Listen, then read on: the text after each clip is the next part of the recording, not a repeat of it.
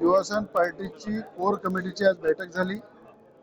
Core कमिटीच्या बैठकीमध्ये जेवढे आमचे कोर कमिटीचे सदस्य आहे ज्येष्ठ सगळ्यांचं मत जाणून घेतलं। सगळ्यांनी चर्चा केली।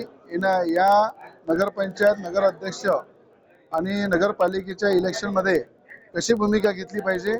एक मताने युवासेना पार्टीच्या सगळ्या कोर कमिटीच्या सदस्यांनी भाजपचे जेवढे अध्यक्ष आहे नगरपंचायतचे आणि नगर अध्यक्ष आणि नगरपालिका या सगळ्यांना एकतर्फा युवासेना पार्टीने पाठिंबा दिलेला आहे। भाजपच्या सगळ्या नगर अध्यक्षांना पाठिंबा दिलेला आहे आणि त्या ठिकाणी युवासेना पार्टीचे आणि भाजपचे उमेदवार खाली उभे आहेत।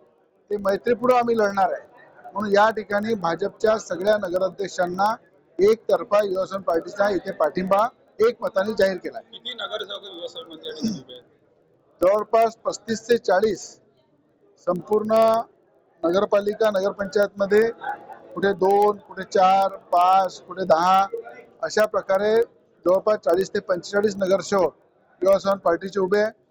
ज्या ठिकाणी युवासेना पार्टीचे उमेदवार नाही आहे त्या ठिकाणी भाजपला आपण पाठिंबा दिलेला आहे आणि सरसकट भाजपच्या सगळ्या नगरपंचायत आणि नगरपालिका या अध्यक्षांना युवासेना पार्टीने पाठिंबा दिला। नगरसेवकासाठी तुमचा मैत्रीपूर्ण लढत आहे? बिलकुल नगरसेवकांमध्ये आमची मैत्रीपूर्ण लढत आहे। ही कार्यकर्त्यांची लढाई आहे आणि कार्यकर्त्यांना सुद्धा मैदानामध्ये लढण्याची संधी मिळाली पाहिजे या दृष्टिकोनातून त्या ठिकाणी मैत्रीपूर्ण आपण लढत करत आहे। राज्यात स्थानिक स्वराज्य